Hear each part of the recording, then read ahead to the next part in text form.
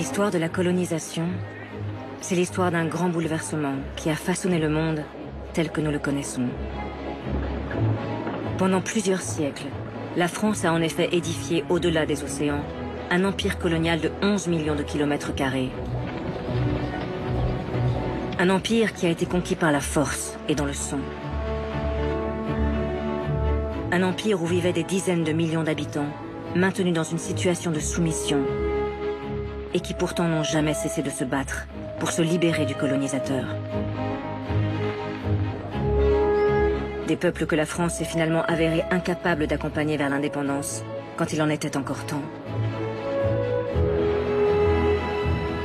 Cette histoire, c'est la nôtre. Elle nous raconte aussi la France d'aujourd'hui, alors que de cette confrontation violente entre des peuples est née une irréversible communauté de destin.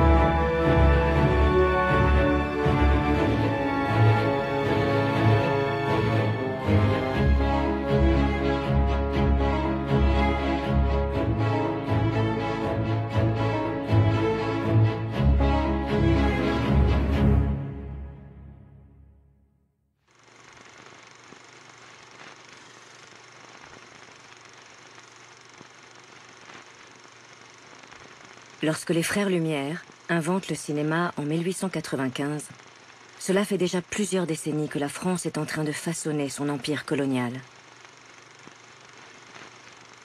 Sur le vieux port de Marseille, l'opérateur Alexandre Promiot s'embarque avec sa nouvelle caméra, à destination de ses colonies françaises.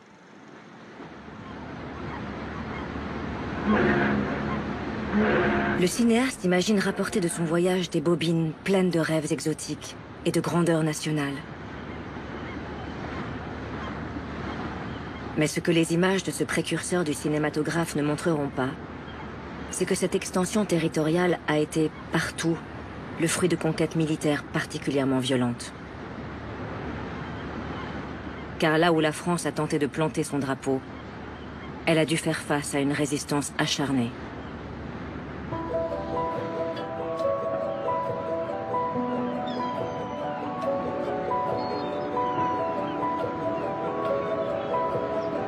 Parvenu de l'autre côté de la Méditerranée, Alexandre Promiot découvre le port d'Alger, façonné par des années de présence française.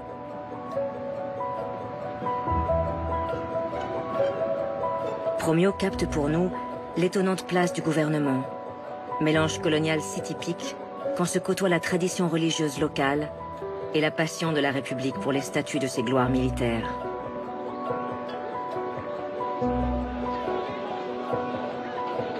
L'opérateur est fasciné par l'exotisme méditerranéen qui s'offre à lui.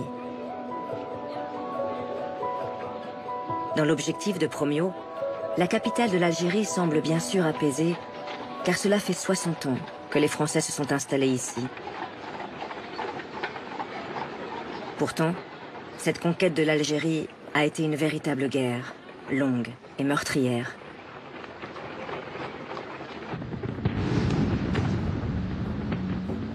Une conquête qui commence en juin 1830, lorsque la flotte française bombarde Alger à la demande du roi Charles X, sous prétexte de libérer des esclaves chrétiens. En réalité, le roi veut redonner de l'éclat à son règne et surtout favoriser les armateurs du port de Marseille.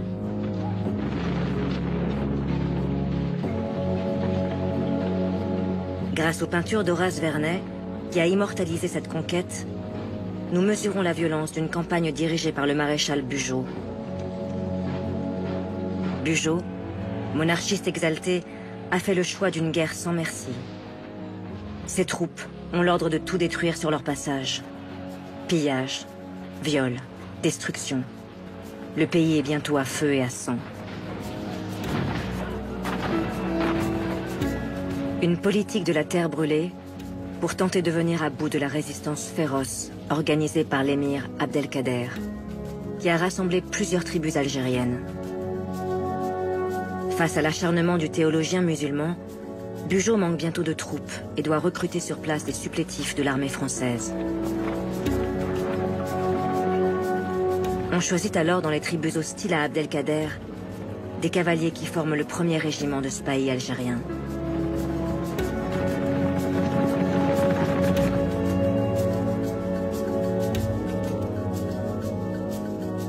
Un renfort crucial pour les troupes de Bugeaud qui finissent par prendre le dessus.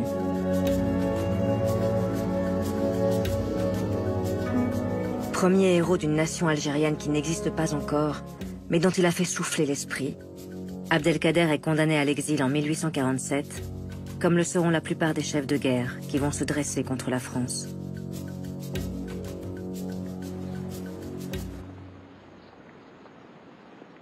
Il faudra plusieurs dizaines d'années aux soldats français pour finalement conquérir l'ensemble du territoire, d'Oran jusqu'à Constantine. Une conquête sanglante qui aura fait plusieurs centaines de milliers de victimes du côté algérien.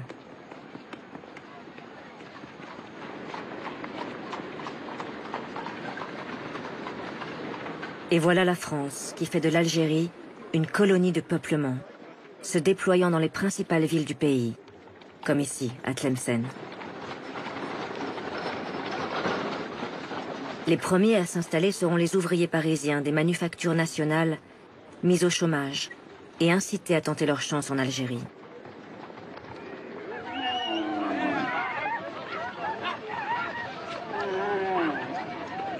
Puis ce seront les paysans des campagnes françaises, d'Espagne ou d'Italie, qui pour tenter d'offrir un avenir décent à leurs enfants, répondront à l'appel du gouvernement français. Comme le feront des milliers d'Alsaciens fuyant l'occupation allemande après 1870. Ces familles ordinaires et travailleuses découvrent ce western saharien avec ses diligences et ses escortes militaires pour s'enfoncer vers l'intérieur des terres. Souvent, à leur arrivée, ces émigrés européens ne possèdent que ce que le gouvernement veut bien leur offrir. C'est ce que raconte ce paysan de Franche-Comté. En arrivant, on nous a donné une maison, mais il n'y avait ni pain, ni eau. Nous avions seulement une couverture, une paillasse vide et un drap pour coucher 12 personnes. Puis on nous a délivré nos concessions, qui ne sont pas aussi régalantes que nous le pensions d'abord. Des terres que les colons vont s'acharner à féconder, et qui souvent ont été réquisitionnées par l'administration au détriment des Algériens. Bientôt, des villages entiers sont construits selon les plans fournis par le génie militaire. Un rectangle de 500 mètres de long, percé de 7 rues alignées et se coupant à angle droit, dont plusieurs emplacements sont réservés pour l'école, la mairie et l'église catholique.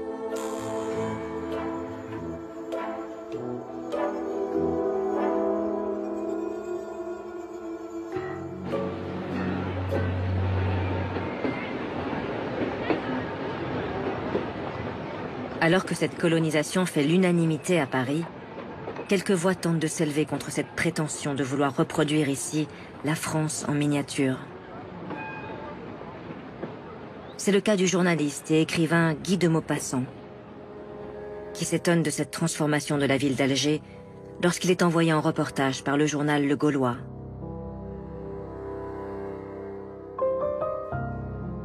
Dès les premiers pas, on est gêné. C'est nous qui avons l'air de barbares au milieu de ces barbares, mais qui sont chez eux, et à qui les siècles ont appris des coutumes dont nous semblons n'avoir pas encore compris le sens. Nos maisons parisiennes, nos mœurs que l'on veut imposer, nos usages, tout cela choque sur ce sol, comme de grossières fautes d'art, de sagesse et de compréhension. Tout ce que nous faisons ici semble un défi à la terre elle-même.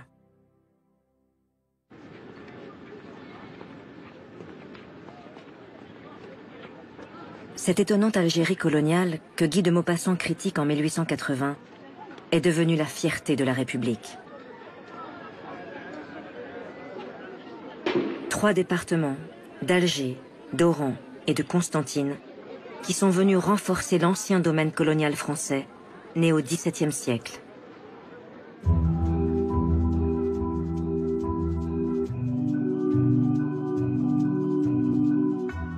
Voilà en effet près de 300 ans que la France est présente dans les Caraïbes, sur les îles de la Guadeloupe et de la Martinique. Des siècles pendant lesquels les Européens ont organisé la traite d'esclaves venus d'Afrique.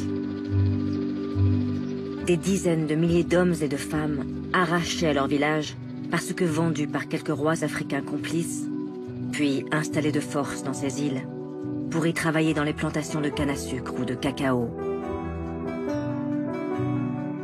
Des esclaves qui vont se rebeller à plusieurs reprises et qui en 1848 obtiennent par leur combat non seulement l'abolition de l'esclavage en France, mais aussi la pleine citoyenneté française, donnant naissance dans les Antilles à une société métissée qui revendique de prendre toute sa place dans la République.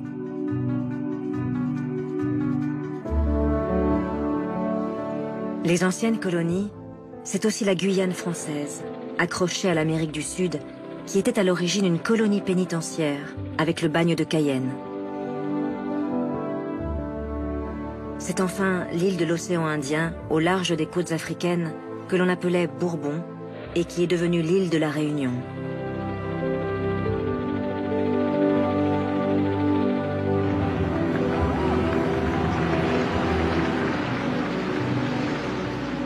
De cet ancien domaine colonial, la France s'apprête à faire un empire. Car une course au territoire vient de s'enclencher avec la Grande-Bretagne.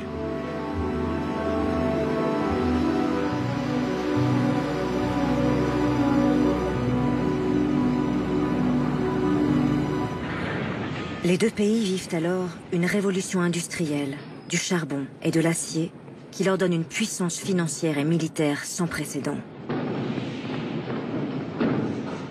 Une expansion territoriale leur permettrait de trouver les matières premières, comme les débouchés commerciaux nécessaires à leur industrie en plein développement.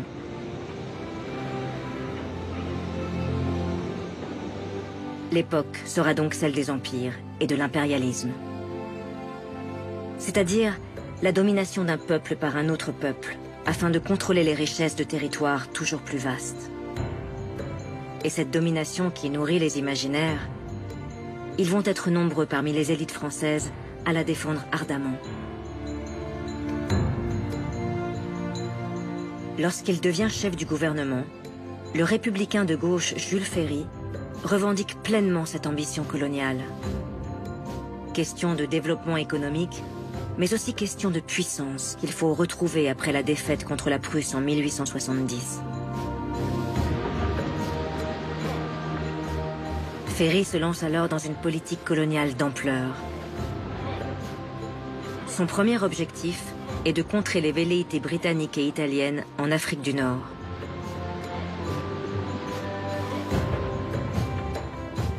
Sa première cible sera donc la Tunisie. Prétextant la dette contractée par le bey de Tunis auprès de banques françaises et la tension qui règne à la frontière de l'Algérie, le gouvernement décide d'intervenir militairement.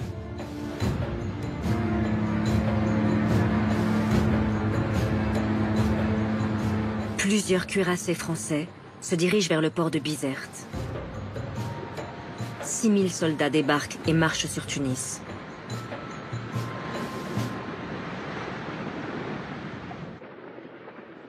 Le bey de Tunisie, dans son palais du Bardo, ne peut résister militairement à la France. Il est obligé d'accepter en 1881 que son pays devienne un protectorat français. La Tunisie est désormais sous le contrôle étroit d'un résident général nommé par Paris.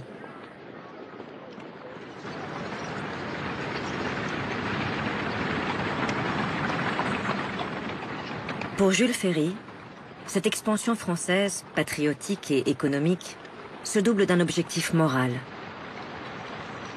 La colonisation est pour lui une question de civilisation.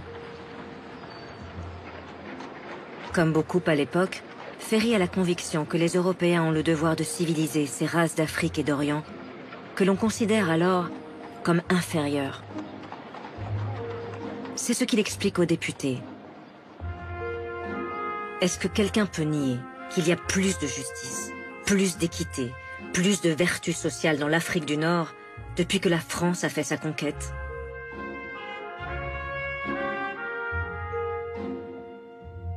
À la Chambre des députés, il n'y aura guère que le républicain Georges Clemenceau pour oser contester cette thèse d'une hiérarchie entre les races et répondre à Ferry. Depuis que j'ai vu en 1870 des savants allemands démontrer scientifiquement que la France devait être vaincue parce que le français est d'une race inférieure à l'allemand, j'y regarde à deux fois avant de me retourner vers un homme et de le qualifier d'inférieur.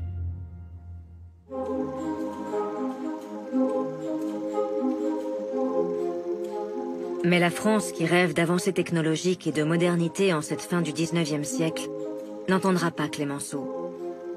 Et la gauche préfère se rallier à l'idée d'une colonisation civilisatrice, fidèle à la philosophie des Lumières. Une colonisation qui, au nom du progrès humain, ne doit pas connaître de limites.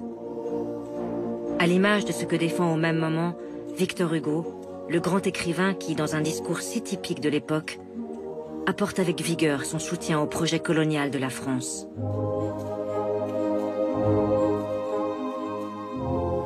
Dieu offre l'Afrique à l'Europe. Prenez-la. Prenez-la, non pour le canon, mais pour la charrue. Non pour le sabre, mais pour le commerce. Non pour la bataille, mais pour l'industrie. Non pour la conquête, mais pour la fraternité. Allez, faites. Faites des routes, faites des ports, faites des villes. Croissez, cultivez, colonisez, multipliez.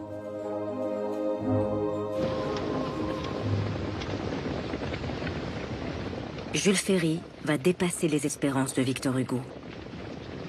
D'autant qu'il ne compte pas perdre un instant, car la Grande-Bretagne a déjà pris une longueur d'avance, se déployant de l'Inde à l'Afrique du Sud. Si la France ne veut pas être distancée, elle doit lancer des expéditions sur tous les continents et d'abord porter son regard au-delà du Sahara, vers l'immense Afrique noire.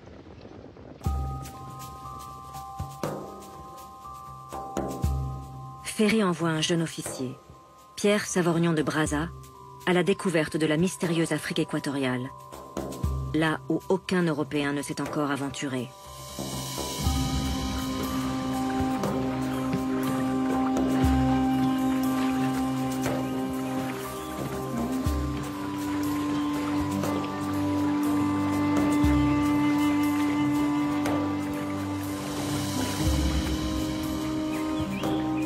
L'officier de marine à l'âme d'explorateur veut être un des premiers à atteindre le fleuve Congo au sud de l'équateur.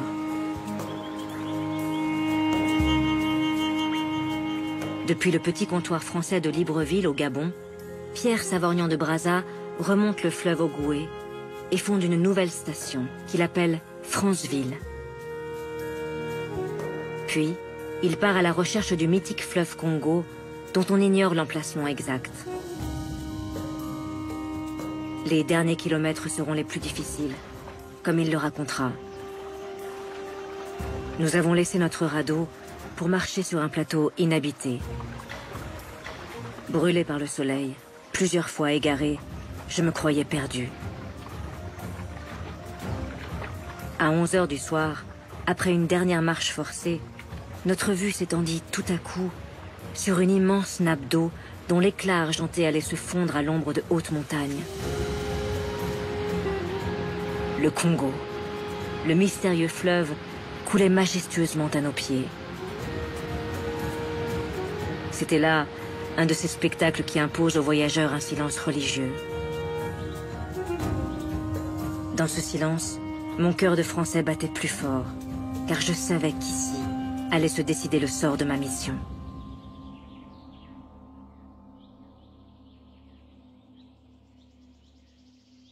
Brazza est un idéaliste et pacifiste qui refuse de faire usage de la force. Il séduit le roi des Batékés, Makoko Ier, et lui propose un accord. le roi, sans forcément mesurer les conséquences de sa signature, accepte le traité qui fait de son territoire le long du fleuve Congo un protectorat français dont la capitale sera Brazzaville.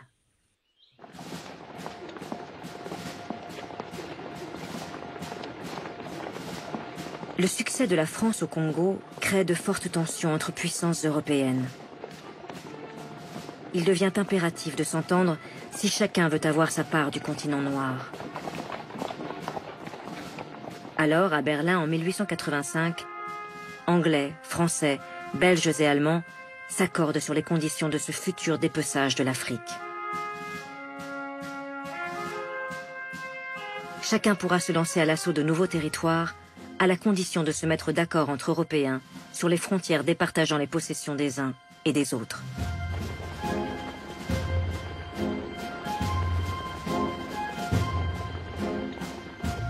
Cet accord de Berlin est comme le signal qu'attendait l'armée française pour s'élancer en Afrique sur plusieurs fronts, au départ des comptoirs français de Saint-Louis et de Dakar, au Sénégal.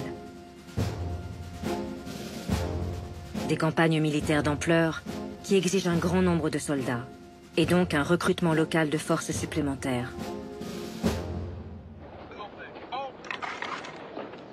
Comme elle le fera dans tout l'Empire, la France s'appuie ici sur les oppositions tribales ou religieuses pour attirer des volontaires. Grâce à une solde conséquente et à un statut protecteur, les tirailleurs sénégalais sont désormais plusieurs milliers. Ces soldats vont devenir l'armée coloniale la plus entraînée et la plus utilisée par la République pour mener sa conquête du continent. Et cette conquête va être sanglante.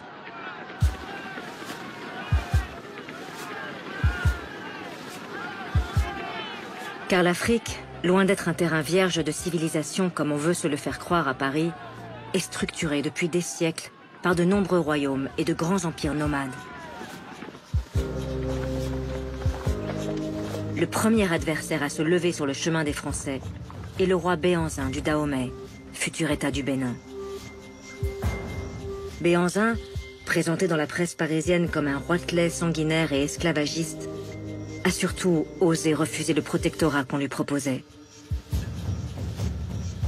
À plusieurs reprises, le roi du Dahomey interpelle le président de la République. Dieu a créé le noir et le blanc, chacun pour habiter la terre qui lui a été désignée. Le blanc s'occupe de commerce et le noir accepte de faire le commerce avec le blanc. Mais les rois du Dahomey n'ont jamais donné leur territoire. Ils ne le peuvent pas, c'est impossible. Et jamais nous ne céderons.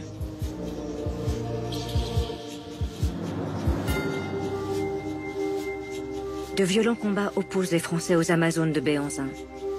5000 combattantes particulièrement entraînées, mais qui seront écrasées par les troupes coloniales.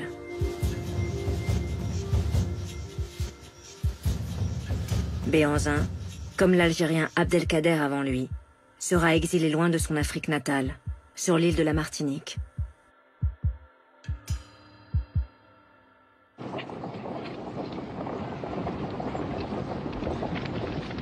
L'armée française progresse maintenant au nord du Dahomey.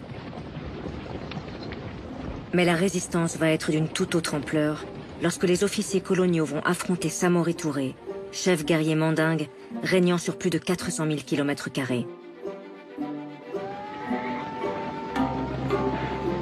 Un vaste empire nomade, unifié par l'islam, qui s'étendait de la Guinée actuelle à la Côte d'Ivoire et jusqu'au Burkina Faso.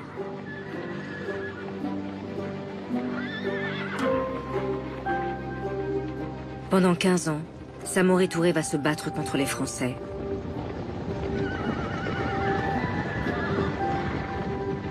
Mais malgré ses 30 000 hommes, Samori résistera difficilement à la puissance de feu française. Obligé de se replier, il est capturé en 1898. On le voit sur cette photographie écouter la sentence qui le condamne à l'exil sur une île du Gabon, où les conditions de détention seront telles qu'il mourra rapidement d'une pneumonie.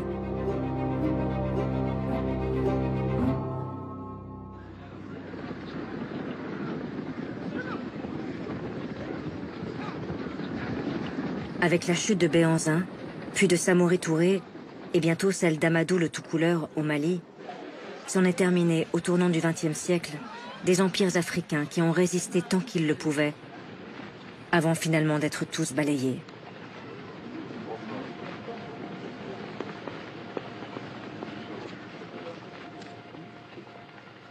En quelques décennies, les puissances européennes ont réussi leur mainmise sur le continent africain. L'Allemagne défend ses possessions de Namibie au sud, du Rwanda et de la Tanzanie à l'est, du Cameroun et du Togo à l'ouest.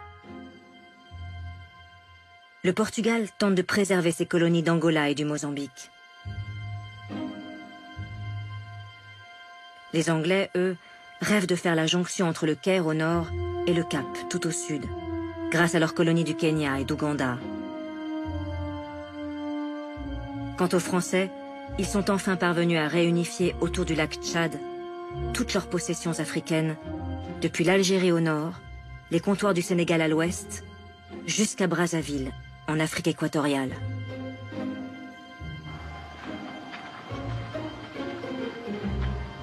Le domaine africain de la France est donc devenu particulièrement vaste. Les militaires français ne sont que quelques milliers pour plus de 10 millions d'habitants. Ils tentent de se déployer sur ce territoire grand comme l'Europe, construisant ici et là de petits forts, censés marquer la puissance française. De Dakar à Cotonou, en passant par Bamako, Abidjan ou Conakry.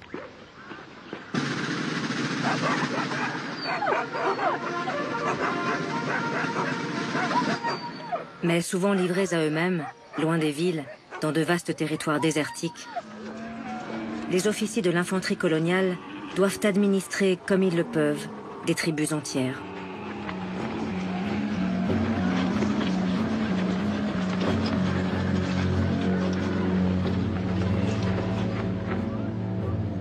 C'est le cas du capitaine Émile Coquibus, perdu au cœur de la Guinée, et qui nous a laissé un fonds exceptionnel de photographies prises lors de ses séjours en Afrique noire.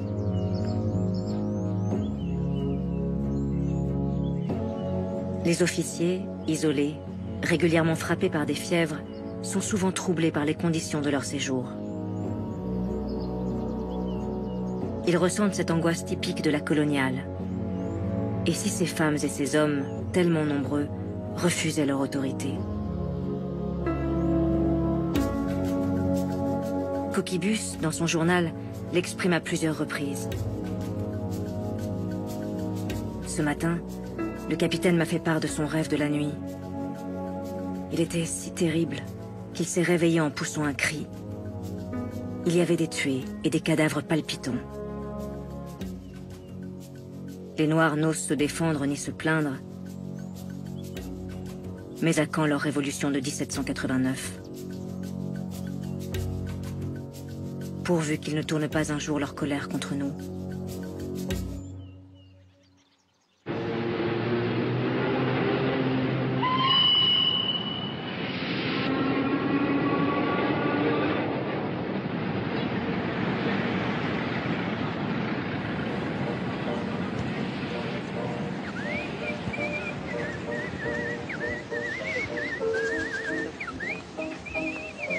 À Paris, la belle époque illumine les années 1900 et les Français s'intéressent bien peu aux conquêtes coloniales de la République. On veut croire en la fée électricité, à la révolution de l'automobile et du cinématographe.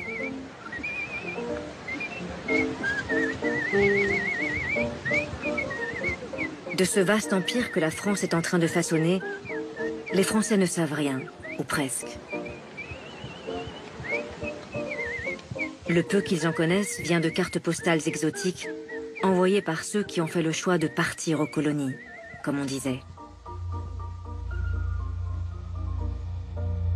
Un exotisme qui joue sur la grandeur française et surtout sur l'érotisme supposé des femmes de l'Empire. Des femmes à la beauté enivrante, forcément soumises.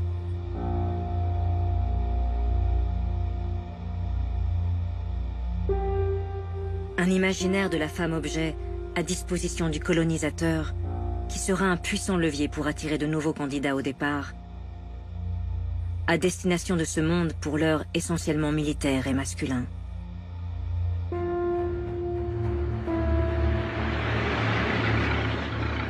Un monde colonial qui va en 1905 choquer l'opinion publique, lorsque des récits sanglants vont parvenir jusqu'à Paris.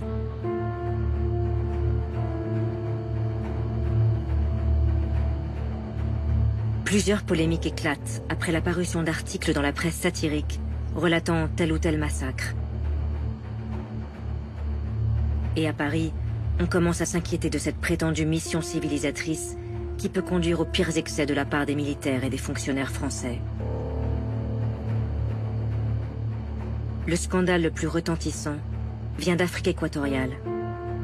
Quand on découvre que des administrateurs coloniaux en Centrafrique, de peur d'une révolte des tribus, ont fait exploser un homme à l'aide de dynamite, pour simplement faire un exemple.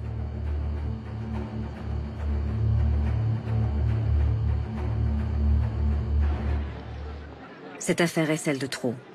Le gouvernement est sommé de réagir. Il est impératif d'envoyer une mission d'inspection sur place. Encore faut-il trouver un homme dont les Français ne pourront contester l'intégrité. Ce sera Pierre Savorgnan de Brazza, le héros de l'Afrique équatoriale, qui fait depuis plusieurs années le bonheur des publicitaires et qui est tiré de sa retraite par devoir.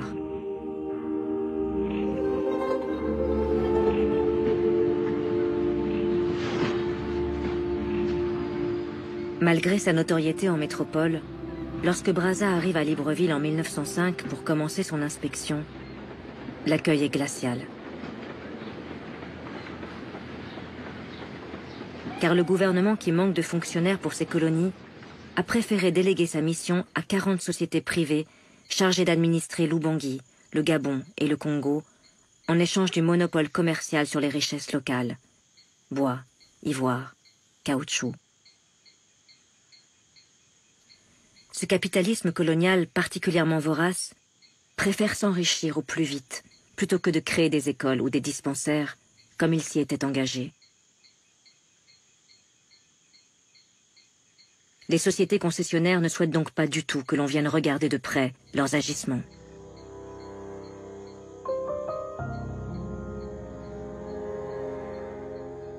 Pierre Savorgnan de Brazza compte pourtant bien mener sa mission à son terme. Et ce qu'il va découvrir est particulièrement effarant. La France a en effet instauré dans l'Empire une règle de plusieurs journées par an de travail obligatoire pour tous ses sujets, afin d'avoir de la main-d'œuvre pour construire des routes et des voies de chemin de fer. Mais les compagnies concessionnaires détournent à leur profit le système, obligeant les hommes à travailler dans leurs plantations. Pire, pour que les hommes se soumettent à ce travail forcé, elles ont pris la sordide habitude de séquestrer femmes et enfants dans un camp, en attendant que leurs maris terminent leur corvée.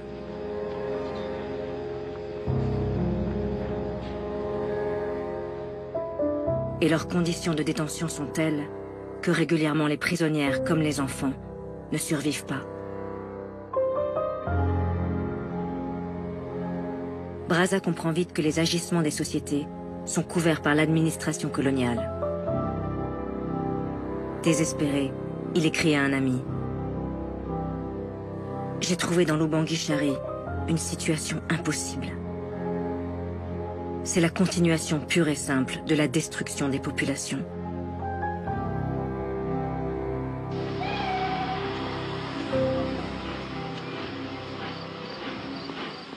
Tourmenté par ce qu'il a découvert, Pierre Savorgnan de Brazza reprend le chemin de la métropole, rassemblant ses notes, afin de rédiger un rapport qui s'annonce explosif. Mais les conditions de sa mission, qui a duré 6 mois, l'ont affaibli. Et sur le chemin du retour, il ressent de violentes fièvres tropicales. Le bateau doit s'arrêter d'urgence à Dakar, au Sénégal. On transporte sa civière jusqu'à l'hôpital de la ville, où à bout de force, Pierre Savorgnan de Brazza s'éteint le 14 septembre 1905.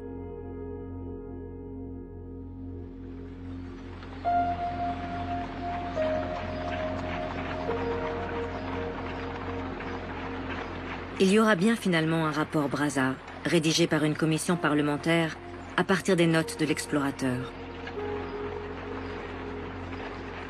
Mais le document ne sera pas rendu public et sera envoyé aux archives par le chef du gouvernement, Georges Clemenceau, qui, une fois au pouvoir, ne critique plus du tout la grande œuvre civilisatrice française, malgré ses dérives.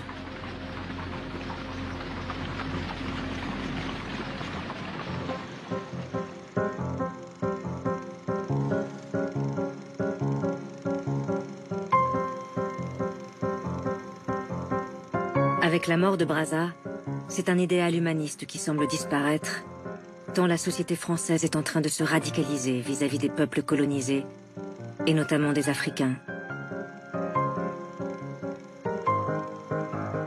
Si Jules Ferry défendait sincèrement l'idée que tous les peuples pourraient progresser grâce à la colonisation, cette inégalité de civilisation s'est peu à peu transformée en une inégalité raciale, théorisée par certains scientifiques qui voudraient démontrer que les Blancs sont intrinsèquement supérieurs aux Noirs.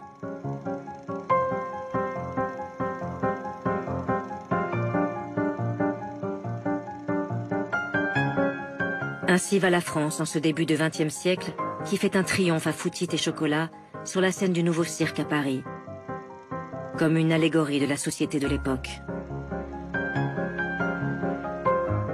Chocolat, de son vrai nom Raphaël Padilla, et Georges Foutit jouent les rôles devenus classiques au cirque de l'Auguste et du clown blanc. La maladresse de l'Auguste face à la rigueur du clown blanc. Mais cette fois, Chocolat et Foutit incarnent une inégalité visible et mise en scène pour le plus grand bonheur du public parisien.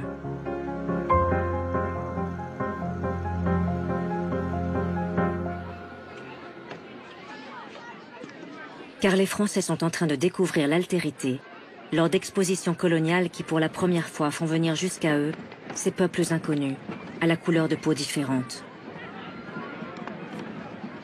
À Lyon, Nantes, Toulouse ou Marseille, ces expositions connaissent un grand succès.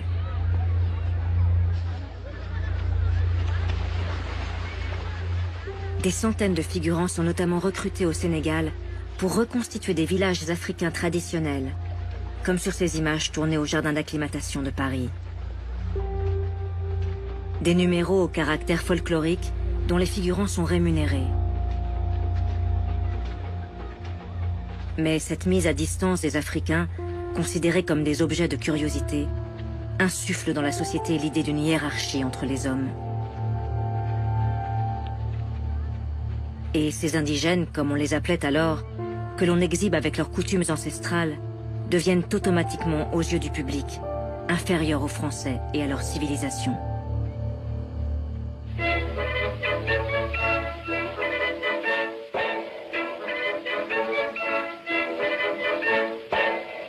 Moi, bon nègre, tout noir de la tête aux pieds, ce que vous voulez voir. Venu à Paris, pensant rigoler, mais moi bien tombé, toujours m'ennuyer. Aussi gauche chagrin, moi le diable, vouloir le tourner chez nous. Où ça? À la cabane bambou, bambou, à la cabane bambou, à la cabane bambou, bambou, à la cabane bambou.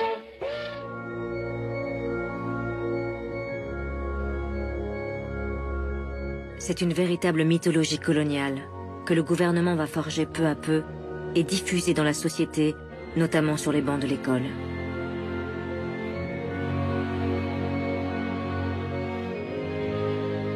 Des protèges-cahiers distribués aux enfants racontent les héros et les grandes heures de cette expansion française afin qu'ils s'imprègnent d'une histoire qui doit devenir la leur.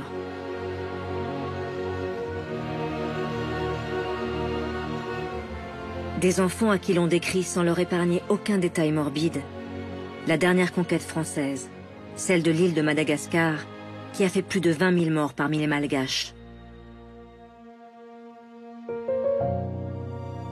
Une campagne meurtrière, dirigée par le général Gallieni, que l'on présente aux enfants comme un héros. Un héros confronté à la reine de Madagascar, Ranavalona, qui, pour avoir osé soulever son peuple contre la France, sera obligé d'abdiquer et de partir en exil.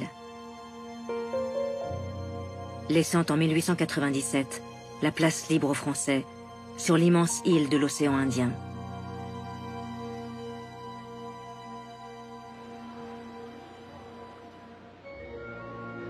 Cet empire qui ne cesse de s'agrandir et de déployer sa mission civilisatrice devient ainsi à l'école le meilleur support pour les leçons de géographie.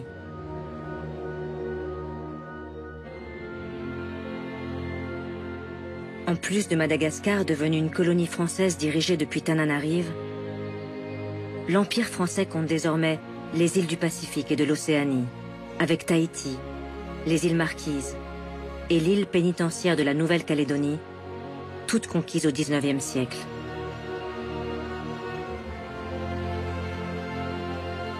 En Afrique, le ministère des colonies a créé 2 grandes zones administratives.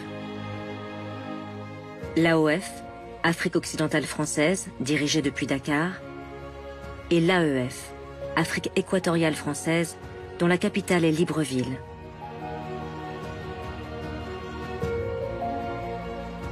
Surtout, la France a créé en Asie une fédération d'Indochine, qui regroupe ses possessions du Cambodge, du Laos, du Tonkin, d'Annam et de Cochinchine. Une fédération que l'on surnomme bientôt la perle des colonies françaises.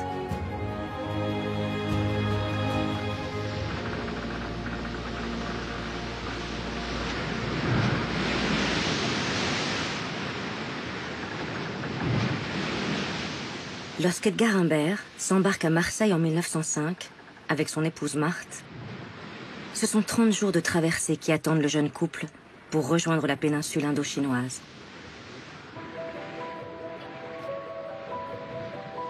Edgar Humbert, passionné de photographie, est lieutenant dans l'infanterie coloniale. Il doit rejoindre son régiment à Hanoï, au Tonkin.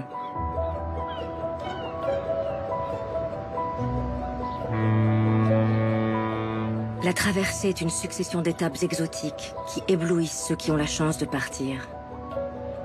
Et d'abord, Port Saïd, dans la colonie britannique d'Égypte. Puis c'est le passage du canal de Suez, que le Français Ferdinand de Lesseps a fait creuser pour relier la Méditerranée à la mer Rouge, afin de pouvoir rejoindre plus rapidement l'Asie.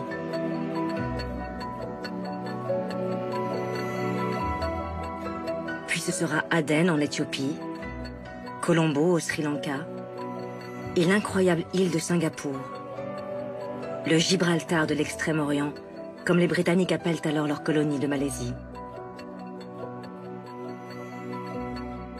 Après plusieurs escales et des semaines de traversée, le paquebot arrive enfin en vue de Saïgon, capitale de la Cochinchine au sud de l'Indochine française.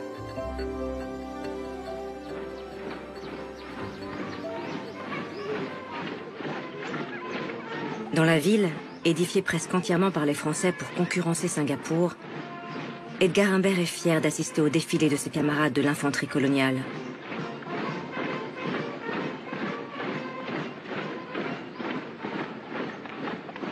Une démonstration de force qui rappelle que la conquête de la péninsule a été ici aussi particulièrement violente.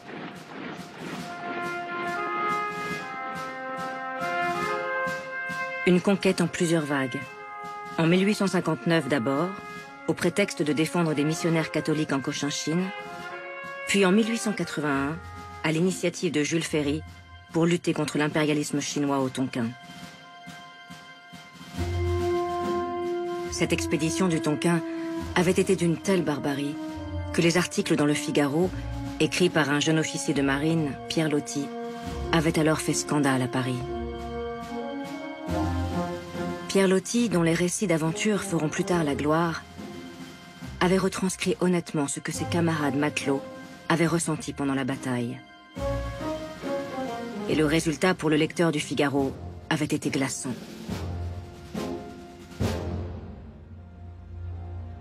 Les derniers anamites dégringolent des murs, absolument affolés.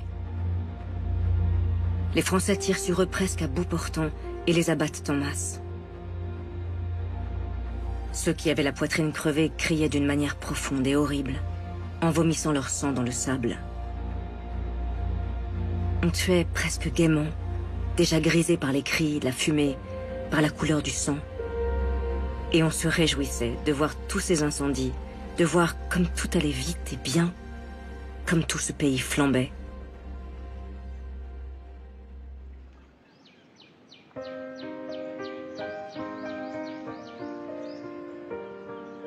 Marthe et Edgar Humbert, 25 années plus tard, sont éblouis par l'œuvre coloniale française lorsqu'ils arrivent enfin à Hanoï, capitale de l'Indochine.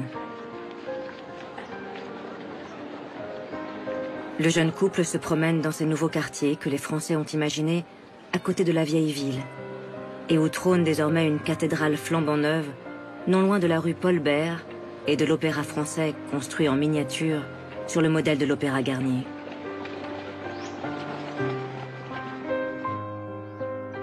Edgar et Marthe sont heureux dans cette capitale aux airs provinciaux qui voit le jeune couple emménager dans une belle demeure à la décoration coloniale si typique.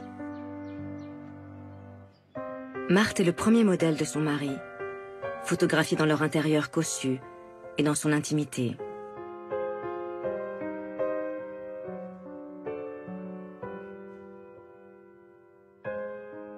Une vie qui pourrait sembler douce et propice à la rêverie si Edgar, l'officier de l'infanterie coloniale, n'avait pas rejoint son régiment composé de tirailleurs indochinois recrutés sur place.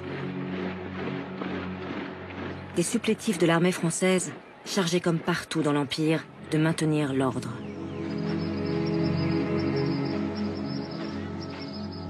Et l'ordre, c'est la lutte contre ceux que l'on appelle alors les pirates. Les pirates, ce sont tous les adversaires de la présence française que l'on dénomme ainsi afin de discréditer leurs opérations contre la puissance coloniale. Cette occupation française est notamment contestée par un groupe autour de l'intellectuel Phan Boi Cho qui tente de faire naître un sentiment national vietnamien.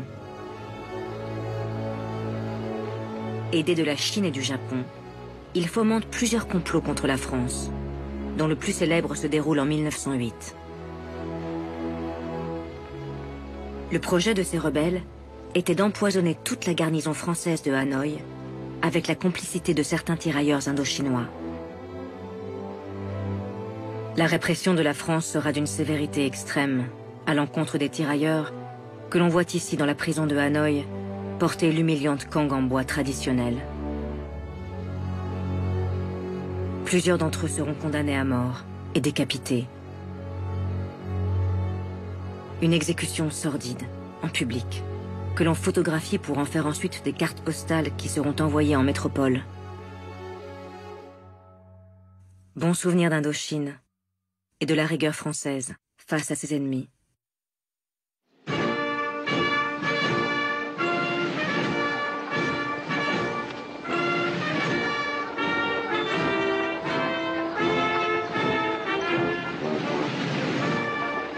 Présente désormais sur tous les continents du globe, la France n'en a pourtant pas encore terminé avec son ambition coloniale démesurée. À la Chambre des députés, un parti colonial s'est constitué, recrutant au sein de tous les groupes politiques une centaine d'élus favorables par idéologie ou par intérêt aux colonies françaises.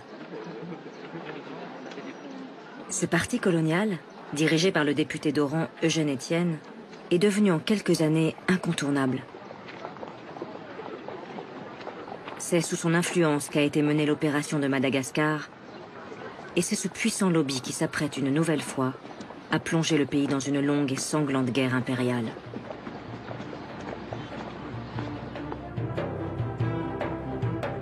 Car il reste encore un territoire africain à conquérir, qui pourrait permettre à la France de contrôler toute l'Afrique du Nord. Le sultanat du Maroc va donc devenir sa nouvelle cible.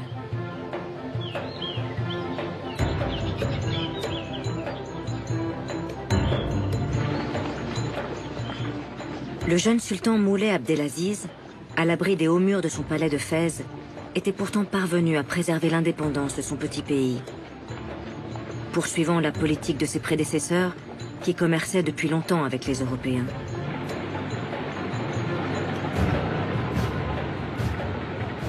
Allemands, Français, Espagnols et Britanniques étaient les bienvenus dans le port de Tanger et le long de la côte. Mais dans une tragédie en 3 actes, dont les acteurs seront les puissances européennes, le Maroc va voir son destin lui échapper.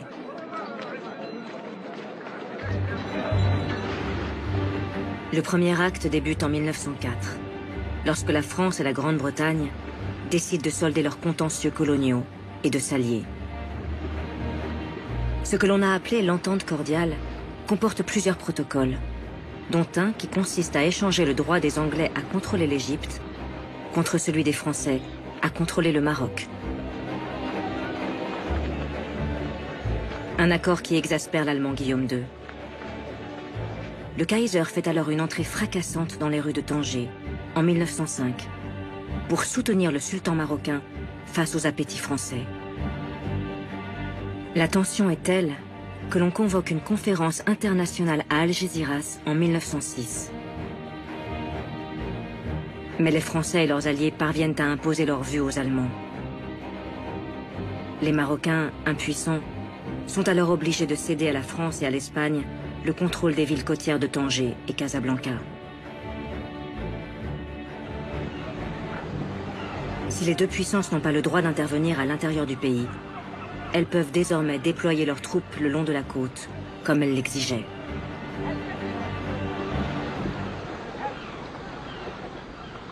Mais sur le terrain, les Marocains ne vont pas se laisser faire.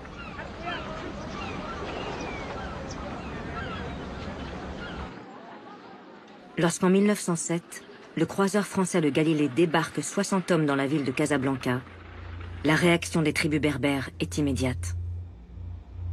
Plusieurs soldats français sont tués. En représailles, le commandant du Galilée décide de bombarder Casablanca. Des milliers de Marocains perdent la vie. Le pouvoir du sultan Moulay Abdelaziz ne résistera pas à l'onde de choc. Il doit abdiquer sous la pression de son frère, qui lui reproche d'avoir bradé la souveraineté marocaine à la conférence d'Algésiras. Le nouveau sultan Moulay Abdelhafid pense, lui, pouvoir tenir tête aux Français et aux Espagnols. Il n'en sera rien.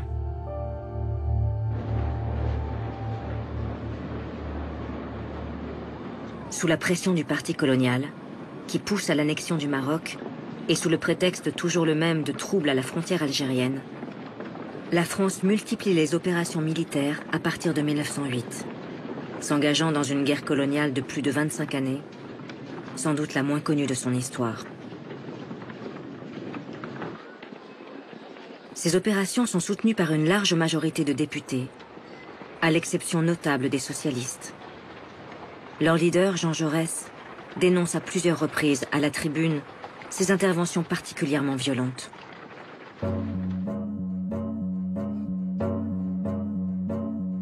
Messieurs,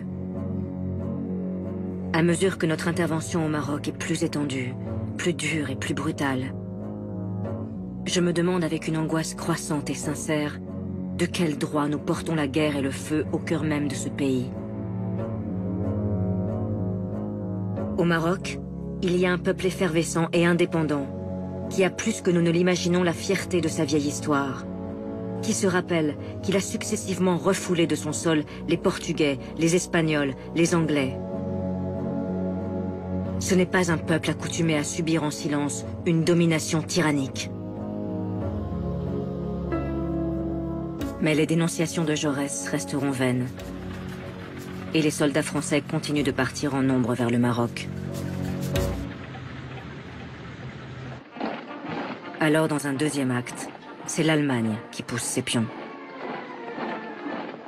Le Kaiser Guillaume II comprend que la France ne compte pas respecter l'accord d'Algésiras et qu'un partage du Maroc est devenu inéluctable. Il envoie au large d'Agadir ses croiseurs, le Panthère et le Berlin, menaçant d'intervenir militairement. Un coup d'Agadir qui permet à l'Allemagne d'exiger des compensations en contrepartie de son éventuel accord sur le découpage du pays.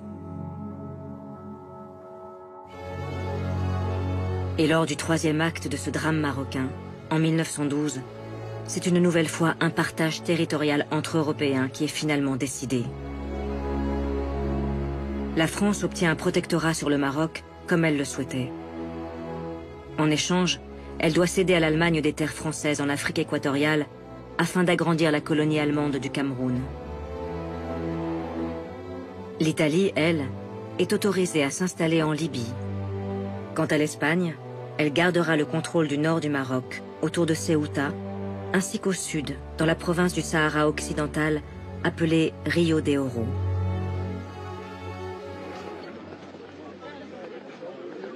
Comme elle le fait pour toutes ses conquêtes coloniales, c'est un militaire que la France choisit pour diriger son nouveau protectorat du Maroc. Lorsqu'il parade à cheval dans les rues de Casablanca, le général Hubert Lyautey a derrière lui une longue carrière d'officier colonial, passé par Madagascar, puis par l'Indochine. Après les campagnes violentes d'un Bugeaud ou d'un Gallieni, voici venu le temps d'un visionnaire de l'Empire, obsédé par la mission civilisatrice de la France. Mais Lyautey devra remettre à plus tard l'ambitieux plan qu'il a en tête pour le royaume. Car il doit faire face à un soulèvement généralisé des tribus marocaines qui n'acceptent pas le protectorat français. Alors, pour tenter de circonscrire la rébellion, le général fait venir de métropole et d'Afrique noire des milliers de soldats supplémentaires. Et l'armée française de s'enfoncer en direction du sud et de s'installer dans des campements à perte de vue. Ils sont 50 000 soldats dès 1912 et ils seront 70 000 en 1913. Lyautey veut obtenir la reddition des chefs de tribu par tous les moyens. Mais la France n'aura pas le temps de terminer sa campagne marocaine.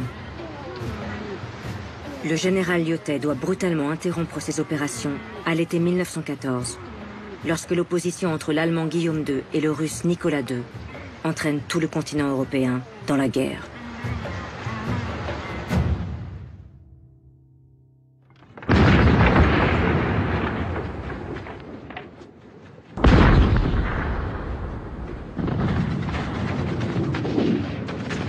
Pour surmonter l'épreuve qui l'oppose à l'Allemagne, la France va devoir mobiliser plus de 6 millions d'hommes. Mais elle peut désormais compter sur ses colonies, conquises depuis 1830.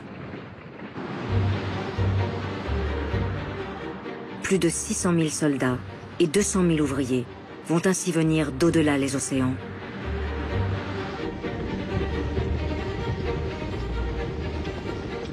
Sur les plages de la Somme, comme sur les routes de Champagne, vont déferler l'impressionnante cavalerie des spahis algériens. Les tirailleurs sénégalais, les tirailleurs venus d'Algérie et du Maroc, ceux arrivés de l'île de Madagascar, ceux venus de la lointaine Indochine, comme les soldats Kanaks et Papous débarqués des îles de l'océan Pacifique. Pour la première fois, les Français mesurent réellement l'importance de leur empire colonial qui va permettre au pays de tenir tout au long des 4 années de cette Première Guerre mondiale dévastatrice.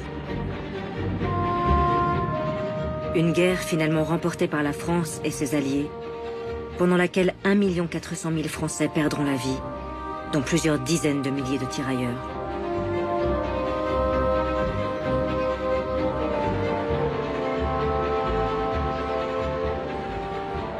Et quand les soldats des colonies défilent sur les Champs-Élysées pour fêter la victoire, la France, renaissant de ses cendres, compte plus que jamais renforcer son empire.